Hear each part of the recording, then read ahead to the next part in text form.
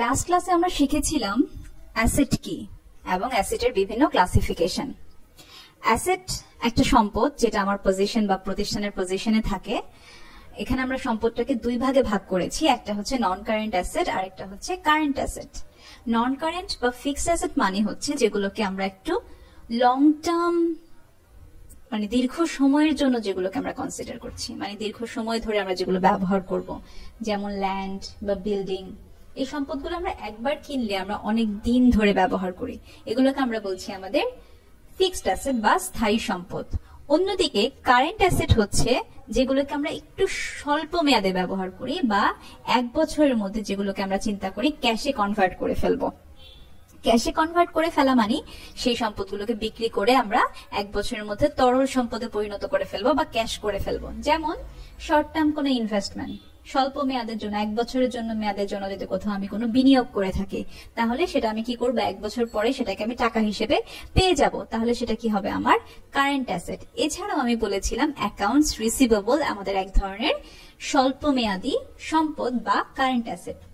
এই দুইটা প্রকারভেদ ছাড়া আমরা আরো একটা অ্যাসেট শিখেছিলাম, সেটা হচ্ছে ইনট্যাঞ্জিবল অ্যাসেট বা অস্পর্শনীয় সম্পদ, যেটাকে আমরা ফিজিক্যাল কোনো সাবস্টেন্স যার নাই, যেটাকে আমরা ধরতে পারি না বা স্পর্শ করতে পারি না, সেরকম একটা সম্পদ। এ ধরনের সম্পদের উদাহরণ ছিল ব্র্যান্ড বা গুডউইল। যেমন কোনো ব্র্যান্ড ভ্যালু বা সুনাম, গুডউইল মানে হচ্ছে সুনাম, কোনো কিছু সুনাম, কোনো প্রতিষ্ঠানে যদি সুনাম থাকে তাহলে সেটাকে আমরা কি করি, সেই প্রতিষ্ঠানের সুনামটাকে আমরা মনিটারি ভ্যালুতে ভ্যালু দিয়ে, এটা বেশি টাকা দিয়ে আমরা নরমালি সম্পদটা কিনে থাকি। আচ্ছা, এরপরে আমরা বলেছিলাম আমরা দুই ভাবে কেনাবেচা করি, একটা হচ্ছে ধারে কেনাবেচা করি আর একটা হচ্ছে নগদে কেনাবেচা করি।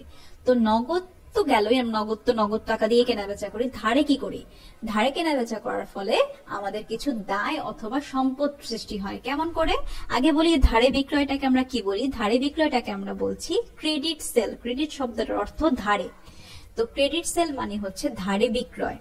এই ধারে বিক্রয়ের ফলে আমাদের কি হয়, আজকে আমি হয়তো কোথাও কারো কাছে বিক্রি করলাম, কিন্তু বিক্রি করে সে আমাকে কি করলো না, টাকা দিল না, পরবর্তীতে দিবে, কিছুদিন পরে দিবে, তাহলে সে কি তৈরি হলো, আমার একটা অ্যাকাউন্টস রিসিভেবল তৈরি হলো বা একটা শর্ট টার্ম অ্যাসেট তৈরি হলো, যার কাছ থেকে আমি কিছুদিন পরে টাকাটা পাবো। অন্যদিকে ক্রেডিট পারচেজ মানে হচ্ছে ধারে ক্রয়। এর ফলে কি হয়, আমাদের অ্যাকাউন্টস পেয়েবল সৃষ্টি হয়। অ্যাকাউন্টস পেয়েবল মানে হচ্ছে আমরা যখন ধারে কিনি তখন আমি কি করি, টাকা যেহেতু দেই নাই, কোনো না কোনোদিন আমাকে তাকে টাকা দিতে হবে। এই যে দিতে হবে, পে করতে হবে, এর মানে হচ্ছে আমার একটা দায় সৃষ্টি হয়েছে। এটাকে আমরা বলছি আমাদের অ্যাকাউন্টস পেয়েবল বা শর্ট টার্ম লায়াবিলিটিস। এছাড়া আমরা লাস্ট ক্লাসে আরো একটা জিনিস শিখেছিলাম, সেটা হচ্ছে cash basis accounting versus accrual basis accounting. Cash basis accounting মানে হচ্ছে যখন আমরা নগদে কোনো কিছু কেনাবেচা করি তখন শুধুমাত্র এই ক্যাশ বেসিস অ্যাকাউন্টিং এ রেকর্ড হয়। ক্যাশ বেসিস অ্যাকাউন্টিং নগদ ছাড়া অন্য কোনো কিছু কনসিডার করে না, শুধুমাত্র নগদ টাকা যদি তুমি পেয়ে থাকো আর নগদ টাকা যদি তুমি পরিশোধ করে থাকো তখন সে কি করবে, রেকর্ড করবে ট্রানজাকশনটাকে। অন্যদিকে অ্যাক্রুয়াল বেসিস অ্যাকাউন্টিং এমন একটা পদ্ধতি বা এমন একটা সিস্টেম যেখানে কি করে, ক্যাশ ট্রানজাকশন হলে তো সে করবেই করবে, প্লাস ধারেও যদি ক্রয় বিক্রয় কেনা বেচা হয় তাহলেও সে কি করবে, সেগুলোকে রেকর্ড করবে। একটু উদাহরণ যদি আমরা দেখি তাহলে বিষয়টা আরেকটু ক্লিয়ার হবে। এখানে কিছু এক্সাম্পল দেখিয়েছিলাম ক্লাসে আমরা। প্রথম এক্সাম্পলটাতে বলা ছিল, ধরে নাও তুমি একটা মেশিনারিজ কিনেছো 5,000 টাকা দিয়ে, যেটা তুমি ক্যাশ পে করে কিনেছো অন অক্টোবরের 1 তারিখে। তার মানে হচ্ছে তুমি একটা মেশিনারি কিনেছো অক্টোবরের 1 তারিখে 5,000 টাকা পে করে। এখন ক্যাশ বেসিস অ্যাকাউন্টিং কি বলবে, সে বলবে হ্যাঁ আমি এটা রেকর্ড করে ফেলবো, রেকর্ডের অন অক্টোবর 1 তারিখ, ঠিক আছে। অ্যাক্রুয়াল বেসিস অ্যাকাউন্টিং কি বলবে, হ্যাঁ সেও এটা রেকর্ড করে ফেলবে, অক্টোবরের 1 তারিখে তারা দুজনেই রেকর্ড করে ফেলেছে। সেকেন্ড ট্রানজেকশনটাতে বলেছে, ধরে নাও তুমি একটা মেশিনারিজ কিনেছো 5,000 টাকা দিয়ে, কিন্তু তুমি যেদিন কিনেছো মানে অক্টোবরের 1 তারিখে তুমি পে করোনি, টাকা দাওনি, ধারে কিনেছো, তাহলে ক্যাশ বেসিস অ্যাকাউন্টিং কে এটা রেকর্ড করবে না, করবে না, কারণ সে শুধুমাত্র ক্যাশ জিনিসগুলো চিনে। যেহেতু ক্যাশ টাকা পে করা হয়নি তার মানে সে কি করবে না, এটাকে রেকর্ড করবে না। অন্যদিকে অ্যাক্রুয়াল বেসিস অ্যাকাউন্টিং বলবে, হ্যাঁ ক্যাশ না দিয়েছো তো কি হয়েছে, কেনা বেচা তো হয়েছে, ধারে হয়েছে, তাহলে তো সে কি করবে, এটাকে রেকর্ড করবে। অ্যাক্রুয়াল বেসিস অ্যাকাউন্টিংটা কি করবে, এটাকে রেকর্ড করবে। কিন্তু কিভাবে রেকর্ড করবে, কি লিখে রেকর্ড করবে? টাকা তো দেওয়া হয়নি। সে তাহলে কি করবে, একটা দায় সৃষ্টি করবে, যেই দায়টার নাম অ্যাকাউন্টস পেয়েবল। তার মানে হচ্ছে ক্যাশ টাকা না চলে গেলেও আমার একটা দায় সৃষ্টি হয়েছে, আমাকে কখনো না কখনো এই টাকাটা দিতে হবে। সেই জন্য অ্যাক্রুয়াল বেসিস অ্যাকাউন্টিং একটা নতুন একটা অ্যাকাউন্ট সৃষ্টি করেছে, তার নাম হচ্ছে অ্যাকাউন্টস পেয়েবল।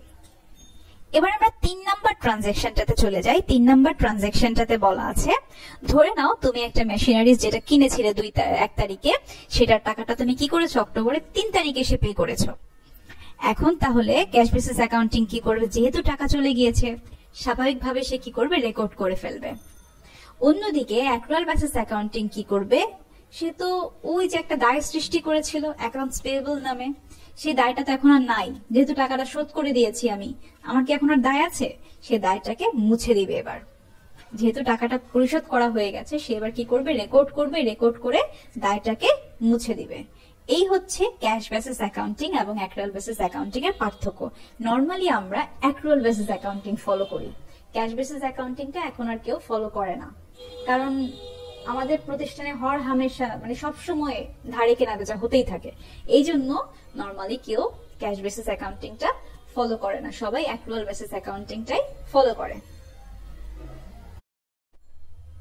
লাস্ট ক্লাসে আমরা আরো বলেছিলাম যে আমরা এই যে ধারে কেনা বেচার ফলে বা ধারে বিক্রির ফলে আমাদের কিছু অ্যাকাউন্টস রিসিভেবল তৈরি হয় বা স্বল্প মেয়াদী সম্পদ তৈরি হয়, এদের মধ্যে আবার কিছু এআর আছে বা অ্যাকাউন্টস রিসিভেবল আছে যারা কি হয়ে যায়, সন্দেহজনক একটা ঋণ হয়ে যায়, মানে তাদের কাছ থেকে কি পাবো কি পাবো না, এটা একটা কনফিউশন তৈরি হয়ে যায়। যে কনফিউশনটা কনফার্ম হয়ে যায় যে না কখনোই তার কাছ থেকে আমরা পাবো না, তখন তাকে আমরা বলছি ব্যাড ডেপ্ট। তার মানে হচ্ছে ডাউটফুল ডেপ্ট হচ্ছে যেটা একটা সন্দেহজনক দায়, সন্দেহজনক ঋণ, আর ব্যাড ডেপ্ট মানে হচ্ছে যখন এটা একটা খারাপ ঋণ বা কুঋণ হয়ে যায়। এই ব্যাড ডেপ্টটা আর কখনোই মানে অ্যাকাউন্টস রিসিভেবল থেকে আর কখনোই পাওয়া যায় না। এই কারণে কি করতে হয়, আমাদের অ্যাকাউন্টস রিসিভেবলটা তখন কমিয়ে দেখাতে হয় বা সম্পদটা তখন কমিয়ে দেখাতে হয়। যেহেতু আমরা উদাহরণ দিয়ে বলেছিলাম, ধরে নাও তোমার 10টা বই আছে, তুমি কাউকে 2টা বই ধার দিয়েছো, ধার দেওয়ার পরে সে 2টা বই আর কখনোই দিচ্ছে না, তাহলে তুমি কি এখনো বলবে যে তোমার 10টা বই আছে তোমার কাছে? তুমি বলবে না, এখন আমার কাছে মাত্র 8টা বই আছে। তার মানে সেই 2টা বইয়ের আশা তুমি একেবারেই ছেড়ে দিয়েছো। তুমি যেমন করে 2টা বই বাদ দিয়ে দেখালে তোমার 10টা বই থেকে, ঠিক তেমনি ভাবে আমাদের কি করতে হয়, অ্যাকাউন্টস রিসিভেবল থেকে ব্যাড ডেপ্টটাকে বাদ দিয়ে দেখাতে হয়। আজকের ক্লাসে আমরা যেটা শিখেছিলাম একটা অ্যাকাউন্টিং ইকুয়েশন। অ্যাকাউন্টিং ইকুয়েশন মানে হচ্ছে একটা সূত্র। অ্যাকাউন্টিং এর ভাষায় অ্যাসেট সমান সমান লায়াবিলিটি প্লাস হচ্ছে ওনার্স ইকুইটি, মানে অ্যাসেট যতটুকু আছে, সম্পদ যতটুকু আছে প্রতিষ্ঠানে, তার একদম বরাবর হবে হচ্ছে লায়াবিলিটি আর ওনার্স ইকুইটি যোগ করলে যা হয় সেটা। এই 1 নম্বর সূত্র থেকে আমরা ক্লাসে আরো 2টা সূত্র বের করেছিলাম। সেই সূত্রগুলো কিছুই না, জাস্ট হচ্ছে একটু এদিক সেদিক করা, মানে এই পাশেটা এই পাশে আনা, এই পাশেটা এই পাশে আনা। তার মানে এখন যদি আমাদের কাছ থেকে কেউ লায়াবিলিটি জানতে চায়, লায়াবিলিটি সমান সমান কি, তাহলে আমরা বলবো অ্যাসেট থেকে ওনার্স ইকুইটি যদি আমি বাদ দিয়ে দেই তাহলে যা কিছু থাকে সেটাই হচ্ছে আমার কি, লায়াবিলিটি। ঠিক তেমনি ভাবে কেউ যদি আমার কাছে জানতে চায় তাহলে ওনার্স ইকুইটিটা কি, ওনার্স ইকুইটিটা হচ্ছে অ্যাসেট থেকে লায়াবিলিটি গুলো বাদ দিয়ে দিলে যা কিছু থাকে সেটাই হচ্ছে আমার ওনার্স ইকুইটি। তার মানে মেইন সূত্রটা হচ্ছে আমাদের A = L + OE। এই থেকে আমরা হাজার হাজার সূত্র বানাতে পারবো, অনেক সূত্র বানাতে পারবো যখন যেটা ইচ্ছে। আচ্ছা, আমরা একটু আগে জানছিলাম যে লায়াবিলিটির কথা বলছিলাম, তো লায়াবিলিটির তো নিশ্চয়ই কিছু ক্লাসিফিকেশন আছে। কি কি ক্লাসিফিকেশন? যেমন আমরা বলছি লায়াবিলিটিটাকে আমরা 2 ভাগে ভাগ করতে পারি, একটা হচ্ছে লং টার্ম লায়াবিলিটি আর একটা হচ্ছে short term liability. Long term liability মানে হচ্ছে দীর্ঘমেয়াদী, মানে দীর্ঘমেয়াদী একটা দায়। দীর্ঘমেয়াদী দায় কোনগুলো? দীর্ঘমেয়াদী দায় হচ্ছে যেগুলো আমরা অনেক দিন পর পরিশোধ করি, 5 বছর 10 বছর আরো বেশি 15 বছর পরে গিয়ে আমরা পরিশোধ করি যে দায়গুলো, সেগুলোকে আমরা বলছি লং টার্ম লায়াবিলিটি। অনেকে জিজ্ঞেস করছিলেন ক্লাসে লায়াবিলিটিটা মানে কি। লায়াবিলিটিটা মানে হচ্ছে কোন ধরনের লোন হতে পারে। সোজা বাংলা ভাষায় আমার মাথার উপরে যেই বোঝাটা আছে, যেটা আমাকে পরিশোধ করতে হবে, সেটাই হচ্ছে আমার দায়, সেটাই হচ্ছে আমার লায়াবিলিটি। কারো কাছ থেকে আমরা অনেক সময় ধারে নেই না, ধার করি না, সেটা আমার একটা দায় হয়ে যায় না, যে তাকে দিতে হবে, পরিশোধ করতে হবে। তো এই দায়ের ধরনটা কিভাবে মানে বাছাই করব, তাদের মেয়াদ অনুযায়ী কতদিন পরে গিয়ে পরিশোধ করলাম। এমন যদি হয় যে আজকে স্যালারিজ, আমার প্রতিষ্ঠানে যে কর্মচারীরা আছে তাদেরকে আমি বেতন দিই, তো বেতনটা বললাম এই মাসে তো পাচ্ছি না, পরের মাসে নিও। এই যে আমি একটা মাস পরে নিতে বললাম তাদেরকে, একটা দায় সৃষ্টি হলো আমার যে পরের মাসে আমাকে এই টাকাটা দিতে হবে। এই যে একটা ছোট্ট সময়ের জন্য, মাত্র 1 মাসের জন্য একটা দায় সৃষ্টি হলো, এটাকে আমরা বলছি শর্ট টার্ম লায়াবিলিটি বা স্বল্প মেয়াদী দায়। এরপরে আমরা যেটা শিখেছিলাম ক্লাসে সেটা হচ্ছে ডেবিট ভার্সেস ক্রেডিট।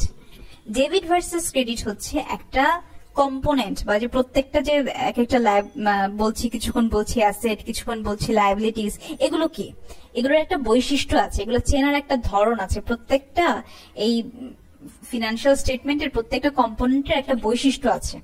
সেই বৈশিষ্ট্যগুলো কি কি? একটা হচ্ছে ডেবিট আর একটা হচ্ছে ক্রেডিট।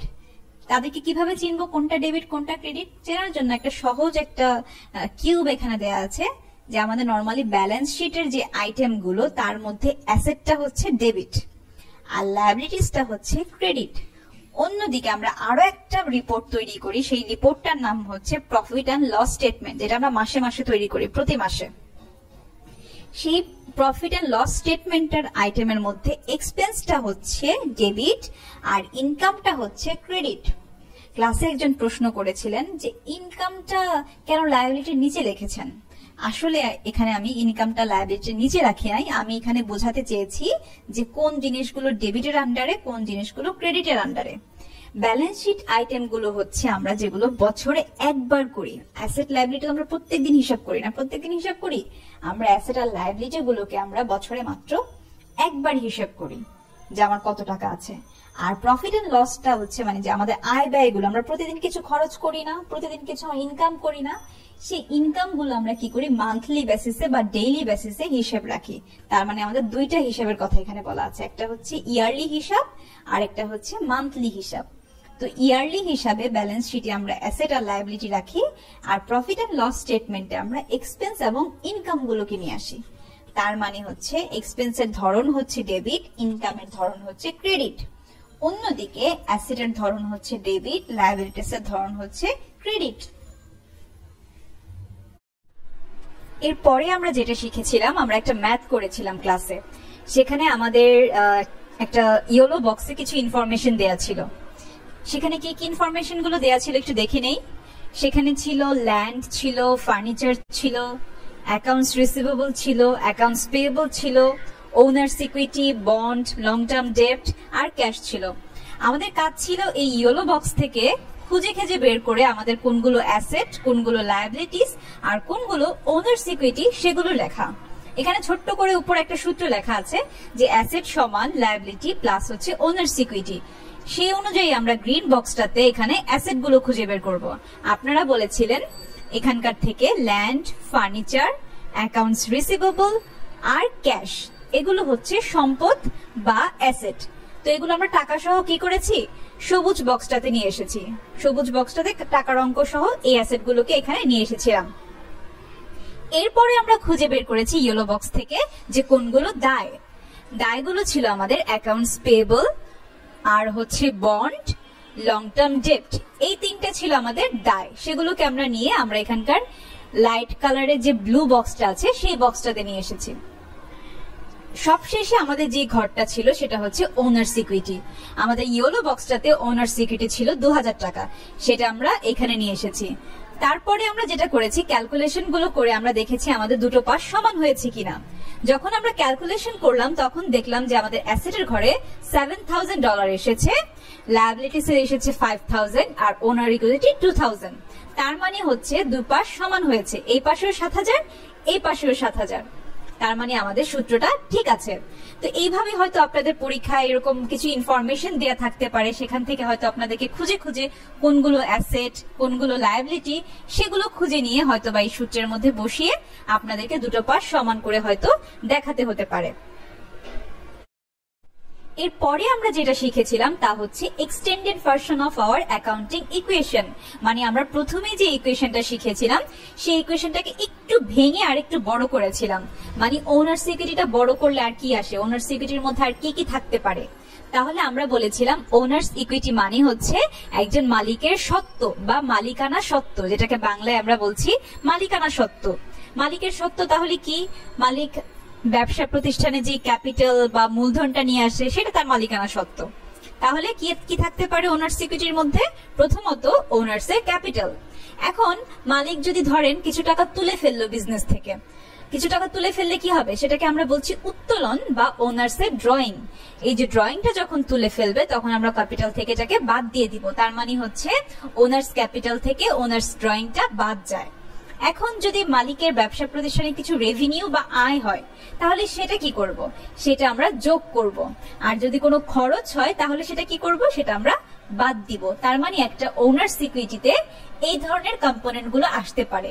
একটা হচ্ছে ক্যাপিটাল থাকবে, ক্যাপিটাল থেকে কিছু তুলে নিয়ে গেলে সেটা বাদ হয়ে যাবে, রেভিনিউ হলে সেটা যোগ হবে, আর এক্সপেন্স কিছু হলে সেটা কি হবে? বাদ হয়ে যাবে। তার মানে হচ্ছে আমাদের এক্সটেন্ডেড ভার্সন অফ ইকুয়েশনটা এরকম, অ্যাসেট সমান লায়াবিলিটিস প্লাস হচ্ছে এই যে যা কিছু বললাম সেটা। এরপরে আমরা একটা ছোট্ট ম্যাথ করেছিলাম, তাই না? ক্লাসে আমরা কিছু অ্যাসেট, লায়াবিলিটি এবং ওনার্স ইকুইটি চেনার জন্য কিছু ট্রানজেকশন দেখেছিলাম। ট্রানজেকশন শব্দের ভালো বাংলা হচ্ছে লেনদেন, মানে এক পক্ষ কিনবে আরেক পক্ষ বিক্রি করবে। তো লেনদেনের জন্য অবশ্যই দুইটা পক্ষ প্রয়োজন। সেই দুই পক্ষের মধ্যে এক পক্ষ দেখে খুঁজে পাওয়ার চেষ্টা করি। প্রথমে কি বলা আছে এখানে? Miss Neha started a textile company named NTA on September 1, 2020. She invested 15,000 cash in the business. তার মানে হচ্ছে মিস নেহা একটা টেক্সটাইল কোম্পানি ওপেন করেছেন, যে কোম্পানিটার নাম হচ্ছে NTA।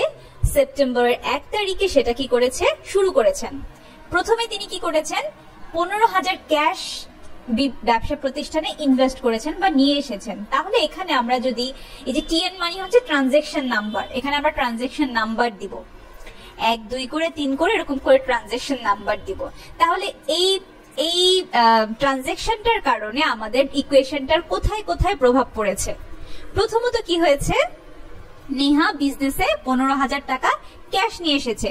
ক্যাশ মানে নিয়ে আসা মানে হচ্ছে আমার সম্পদ বেড়ে যাওয়া, মানে আমার অ্যাসেট বেড়ে গিয়েছে। কি অ্যাসেটের একটা নাম তো আছে, কি ধরনের অ্যাসেট বেড়েছে? ক্যাশ অ্যাসেট বেড়েছে। আরেকটা কি হয়েছে? ওনার্স ইকুইটি মানে মালিকের যে সত্ত্ব, ওনার্স এর ক্যাপিটালের আন্ডারে সেটা কি করেছে? বেড়েছে। তাহলে একটু পরের পৃষ্ঠায় চলে যাই এটা দেখার জন্য যে ট্রিটমেন্টটা ঠিক আছে কিনা। হ্যাঁ, পরের পেজটাতে আমরা যখন দেখছি যে ক্যাশ টাকাটা কি হয়েছে? 15,000 বেড়েছে, তার মানে হচ্ছে অ্যাসেটের আন্ডারে আমরা এভাবে ক্যাশ লিখে 15,000 টাকা লিখবো। আর ওনার্স ইকুইটির জায়গায় আমরা ওনারের ক্যাপিটাল মানে মালিকের মূলধন নামে 15,000 টাকা এখানে লিখবো। তার মানে দুই পাশে দুইটা ট্রিটমেন্ট ডান। এরপরে আমরা চলে যাই সেকেন্ড ট্রানজেকশনটাতে। আমাদের সেকেন্ড ট্রানজেকশনটাতে বলেছে যে purchase of equipment for cash, মানে NTA কিছু কম্পিউটার ইকুইপমেন্ট কিনেছে 7,000 টাকায়। NTA হচ্ছে প্রতিষ্ঠানটার নাম, তারা কম্পিউটার ইকুইপমেন্ট কিনেছে। ইকুইপমেন্ট মানে হচ্ছে যন্ত্রাংশ বা হচ্ছে গিয়ে নর্মালি আমরা যেগুলোকে ইকুইপমেন্টই বলি নর্মালি। তো এটা কিনেছে 7,000 টাকা ক্যাশে, কোনো বাকিতে হয়নি, কিছু হয়নি, ক্যাশ টাকা দিয়ে কিনেছে। তো এই যে কম্পিউটার ইকুইপমেন্ট, এটা কি? এটা আমার একটা সম্পদ, আমার একটা অ্যাসেট বেড়েছে। অন্যদিকে এট দ্য সেম টাইম আমি যেহেতু ক্যাশ টাকা দিয়ে কিনেছি, আমার কিছু ক্যাশ কমে গিয়েছে। তাহলে চলেন আমরা এটা ট্রিটমেন্টটা একটু দেখে নেই পরের পেজে। এক্স্যাক্টলি যেটা বলছিলাম যে আমাদের এখান থেকে 7,000 টাকার ক্যাশ কমে গিয়েছে, যেহেতু আমি 7,000 টাকা দিয়ে কম্পিউটারটা কিনেছি। আর একই সাথে যেহেতু আমার একটা কম্পিউটার ইকুইপমেন্ট বেড়েছে, তাই আমি এখানে কি করবো? অ্যাসেটের জায়গায় ইকুইপমেন্ট বরাবর নিচে 7,000 টাকা এখানে বাড়িয়েছি। তার মানে একবার সম্পদ কমেছে, ক্যাশ সম্পদ কমেছে, অন্যদিকে ইকুইপমেন্ট সম্পদ বেড়েছে। এর পরের 3 নম্বর ট্রানজেকশনটাতে বলেছে NTA পারচেজ সাম সাপ্লাইজ।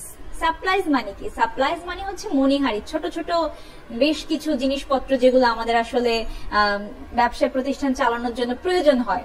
অনেক ছোটখাটো জিনিসপত্র ব্যবসা প্রতিষ্ঠান চালানোর জন্য স্ট্যাপল প্রয়োজন হতে পারে, খাতা কলম প্রয়োজন হতে পারে। আমরা যদি কম্পিউটারের বিজনেস করি সেক্ষেত্রে আমাদের মাউস, কিবোর্ড, অনেক কিছু। আমরা যেহেতু একটা টেক্সটাইলের বিজনেস, আমরা ধরে নিচ্ছি আমাদের কিছু কটন, কিছু নিডল, এই বিষয়গুলো, কিছু মেশিন, এই বিষয়গুলো আমাদের কি হচ্ছে?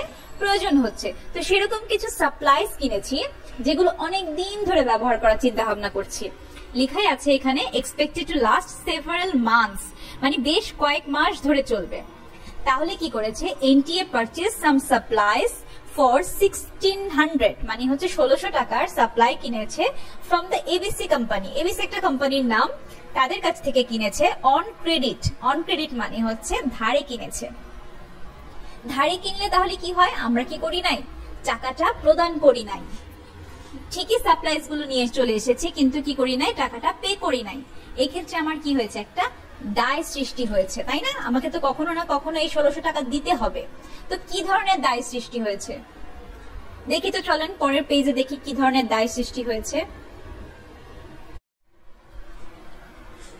আচ্ছা, যেহেতু আমরা 1600 টাকা দিয়ে সাপ্লাইজ কিনেছি, আমাদের অ্যাসেট বেড়েছে, আমরা সাপ্লাইজ বরাবর কি করলাম, এখানে 1600 টাকা লিখে ফেললাম অ্যাসেটের ঘরে। এছাড়াও আমরা বলেছিলাম আমাদের একটা দায় বেড়েছে। দায়টা কি ধরনের দায়, অ্যাকাউন্টস পেয়েবল। আমরা যেহেতু শর্ট টার্ম একটা দায় পেয়েছে, আমরা ধারে ক্রয় করেছি, এই টাকাটা আমাকে দিতে হবে, এই জন্য আমরা একটা বলছি অ্যাকাউন্টস পেয়েবল বেড়েছে। তার মানে লায়াবিলিটিস এর ঘরে আমরা অ্যাকাউন্টস পেয়েবল বরাবর 1600 টাকা বাড়িয়েছি।